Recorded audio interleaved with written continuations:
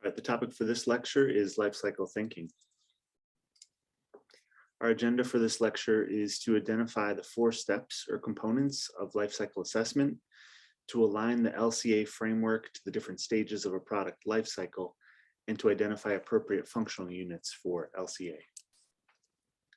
So when we think using a life cycle perspective, we really want to consider the entire life cycle of a product from birth to end of life to reuse or disposal. So this could include everything from the design phase, the resources and time spent into designing a product, the packaging design, the extraction of materials needed to manufacture or construct the product, the distribution of those materials the distribution of the manufactured product, the use phase, which oftentimes is the one that we think about the most, any service that's required, like repairs, and finally the end of life phase, where we either have to incinerate, landfill, reuse, repair, remanufacture, or recycle that product. And what we want to do is really consider the emissions that are created from each step in that entire life cycle, right? So the LCA process includes the following 4 components, according to the LCA framework presented by the US EPA. We have goal and scope definition, which is where we define the purpose and the method of including life cycle environmental impacts into the decision-making process. We have an inventory analysis where we're quantifying energy and raw material requirements, emissions, wastes, and other releases for the entire life cycle. Then we have the impact assessment, which is where we evaluate the potential human and environmental health impacts of the releases to the environment of the pollution sources. Finally, the interpretation, which really interacts with the first 3 steps of the process. And that's where we're systematically identifying, quantifying, checking, evaluating, and communicating information from the results of the inventory analysis and the impact assessment. So let's start by talking about the goal and scope definition. So the first step in conducting a life cycle assessment is to think about the purpose and the intended use of a product or a system that we're designing. So we want to consider what material, process, or product we're talking about, what it's going to be used for. We want to be specific in terms of the time frame that it's going to be used, the geography, like the place where it's going to be used, what technology is associated with this product or material or process, and really think about its function. What is it doing? We're going to talk about something called a functional unit, and it's a really important step in the life cycle assessment process is to start by defining a very specific functional unit for your product. Then we want to draw our system boundaries, and ideally we have our system boundaries drawn to the widest extent possible so that we can really include all of the different phases of the life cycle. So let's look at an example. Let's suppose that we are doing a life cycle assessment comparison of 3 different products used to carry groceries. So the purpose of this LCA is to convince legislators, let's say, to introduce a new tax on single-use grocery bags. And our technology options that we're going to compare in this life cycle assessment is the plastic bag, the paper bag, and the cloth bag. So we got to think about, what is the function of this product? What are we doing with this product, right? We're using it to hold groceries from the store to the home. And if we think about the functional unit, remember here we need to be very specific, and we need to think about volume, quantity, period of time, etc. We can define a functional unit that's like this. It says to hold 2 cubic feet of groceries for a 30-minute period once per week for a total of 1 year. All right, and it's important to note that there's not necessarily one correct functional unit, right? We could say to hold 1 cubic feet of groceries for a 30-minute period twice per week for a period of 2 years. It really doesn't matter exactly which period of time you're using, which volume you're using. You just have to make sure that you normalize each of your products to the functional unit of choice. So in this particular case, we can say that, let's assume that our paper bags have a volume of 2 cubic feet and that they're single use, so that they're not being reused more than once. Same thing with our plastic bags, that they're single use, but we'll assume that the plastic bag is smaller, has a volume of only 1 cubic foot. So basically for every paper bag, you would need to have 2 plastic bags. The cloth bag, we'll assume it has a volume of 2 cubic feet and it lasts for a period of 2 years. And after 2 years, let's say it typically breaks or gets thrown away for other reasons. So if our functional unit is to hold 2 cubic feet of groceries for a 30-minute period once per week for a period of 1 year, then a fair comparison for these 3 products would be 52 paper bags compared with 104 plastic bags, twice as many, compared with 1/2 of a cloth bag. Now, 1/2 of a cloth bag, of course, doesn't really make sense literally. However, when we compare it to our functional unit, to hold these groceries and to reuse this product for a period of 1 year, and we assume that our cloth bag lasts for 2 years, that's where we get the 1/2. We could have also said that our functional unit was to hold 2 cubic feet of groceries for a 30-minute period once per week for a period of 2 years, in which case we would have said 104 paper bags, 208 plastic bags, and 1 cloth bag. Right, so it really depends on what your functional unit is that will influence the quantity of each of the products that you're comparing. And the purpose of the functional unit, again, is to make sure that you're comparing on an equal basis, comparing apples to apples, so to speak. So the next thing we want to think about is, what is our system boundary? All right, and I'm going to give another example. Let's think about 2 different types of light bulbs, the incandescent bulb and the CFL bulb. Right, so if we think about the use phase of those products, we're using them in our household, and then at the end of their life, we're sending them to the landfill. Right, and they might have different impacts in terms of their emissions to the landfill. Like the CFL bulb sometimes contains mercury, and that needs to be disposed of properly, whereas the incandescent bulb can be disposed of with conventional household waste. So there is, we can draw a system boundary around just the use phase and the disposal phase, right, as shown by this red line right here. However, that's not really the full story when we talk about the production of these bulbs and the manufacturing of these bulbs. So ideally, we want to consider, the materials, the fuel, the power production. You have fuel used at a power plant, which generates electricity, which is powering these bulbs. And we might want to draw a wider boundary that includes this entire system. Now we can even expand this further to include the production of the bulbs, the raw material extraction to produce the glass, to produce the metal, and all of the different components that go into the manufacturing of these bulbs and the assembly of these bulbs. For example, the CFL bulb might have some different materials than the incandescent bulb, and those different materials, extracting them from the environment, manufacturing them, may have a different impact on the environment for the same functional unit, right? And what might be a functional unit for the light bulb comparison? It might be to illuminate a room in a household for a period of, let's say, 5 years, with an average use per day of 3 hours per day.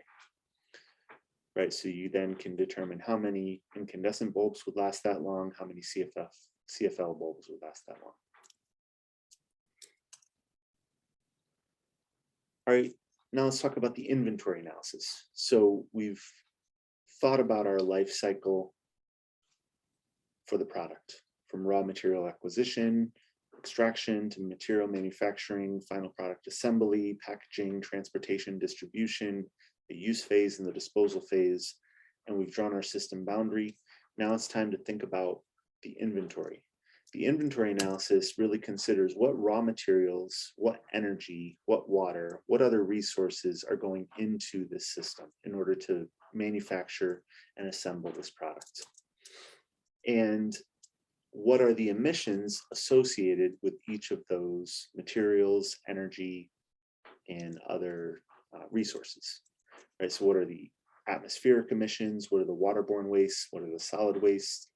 Are there usable products, environmental releases, all different categories that we might want to consider.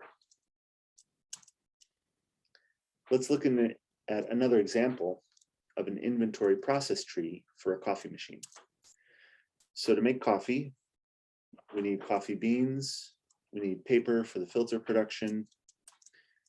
We also need to assemble and manufacture the coffee machine.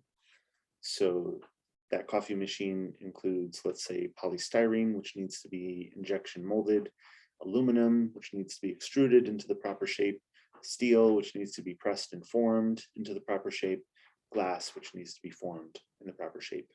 And all those materials then get assembled at a factory. You know, there's transportation of the materials from one location to another. There's packaging of those materials. There's the purchase of the product by the user, transportation, packaging, etc. of the coffee beans and the paper. And then we get to the use phase where in order to make the cup of coffee, we need water, we need electricity. So that's also, you know, these are other resources that should go into our inventory.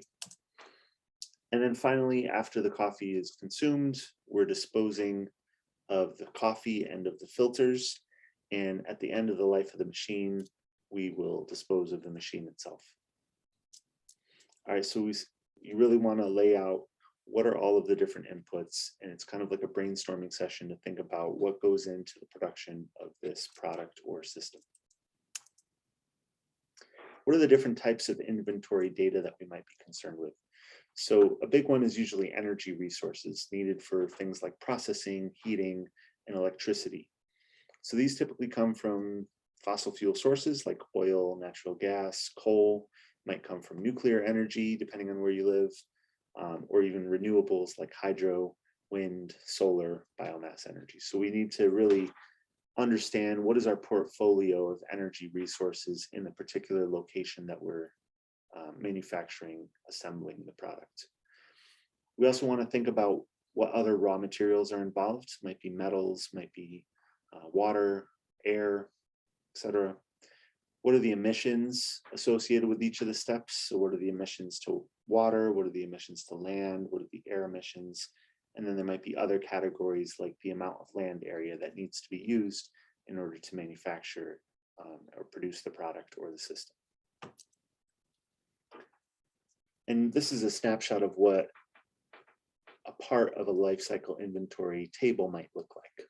So this would be a life cycle inventory data for a few different categories. This is not an exhaustive list, but a few different categories associated with production of 1 kilogram of ethylene, which is used in the manufacturing of plastic water bottles. So in order to produce 1 kilogram of ethylene, we need the following different energy products like coal, oil, gas, hydroelectric, nuclear. And this would be specific to the makeup of the energy sources in the area where the life cycle inventory is being conducted. We would need feedstock energy. So, you know, for producing 1 kilogram of ethylene, we need some oil, we need some gas. We also have constituents that are emitted to the water. And so this becomes a pollution source to the water bodies like COD, chemical oxygen demand, BOD, biochemical oxygen demand, acid, metals, chlorides, organics, suspended solids, etc. And then we have some solid waste that results from the production process, including industrial waste, mineral waste, chemicals, etc. All right, so you would develop a list of the amount of each of these items that are associated with the production of 1 unit of your product, in this case, 1 kilogram of ethylene. And the next step would be to figure out, okay, so for my functional unit, like let's say my functional unit is 1 plastic bottle, for my functional unit, how many kilograms of ethylene are required. So you would then determine, in order to produce each plastic bottle, what is the amount of ethylene that we need to use. All right, and that's how you would associate each of these inputs or outputs, in the case of emissions, associate those with each of your functional units, in this case, one water bottle, let's say. Next, let's talk about the impact assessment. So again, this is the process to assess the impact of the product or the process by its effect on human health, environmental or ecological damage, and resource depletion. And we need to correlate the energy, material, and waste flows to a particular impact. So some of the categories that we use in the impact assessment are shown here. We have ecological damage categories, and the common ones here that are used in life cycle assessment are global warming potential, ozone depletion, acid rain, water eutrophication, habitat alteration, ecotoxicity. We also have different categories that can be used for human health, like smog or air pollution production, health damaging substances, carcinogens. We've got resource depletion, fossil fuels, freshwater, minerals, etc. So it's important to note that, let's suppose we have a product, let's say that our product is coffee cups. So a paper cup versus a styrofoam cup versus a ceramic mug. So those products could have different impacts for different categories. Like maybe the ceramic mug ends up being the product that has the most global warming potential or the most acid rain potential, but the styrofoam cup ends up having the most fossil fuel depletion and the most human health impacts. So you don't necessarily always have the same product that ends up being the leading producer of impact in all of the different categories. You might have trade-offs when it comes to, do I want to optimize this life cycle for global warming potential, or do I want to optimize it for water eutrophication, right? So these are often alternatives that need to be chosen at the beginning stages of when you choose to do a life cycle assessment. And in many cases, you would use multiple categories in the same life cycle assessment and then choose the product that minimizes all of the categories together. And each of these impact assessment categories would have an associated indicator measurement. Like, for example, if we're assessing a product with respect to its global warming potential, we would need to normalize that to kilograms of CO2 equivalents. Now there's there's a lot of different types of air emissions that contribute to global warming. For example, methane is also a global warming gas, and CO2 compared to methane, if we compare those two, methane is a much more potent global warming gas. It has higher global warming potential by approximately 30 times as much as CO2. So we would normalize everything to CO2 equivalents by multiplying the kilograms of methane by 30, let's say, to get it into CO2 equivalents. And you can see some of the other indicator measurements for the different categories, like ozone depletion potential. We normalize that to CFC 11 equivalents. Acidification is normalized to kilograms of SO2 equivalents, and eutrophication, smog formation, etc.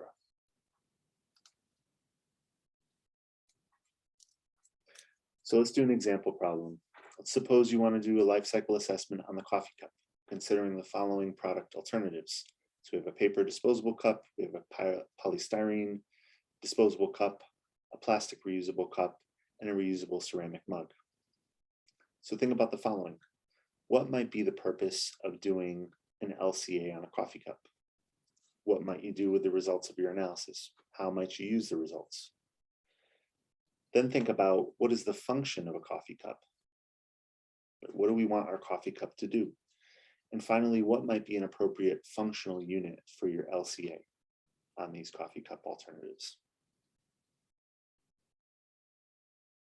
So I'll encourage you to pause the video at this point and think about these 3 questions. Jot down your responses, and then you can unpause and we'll talk about them.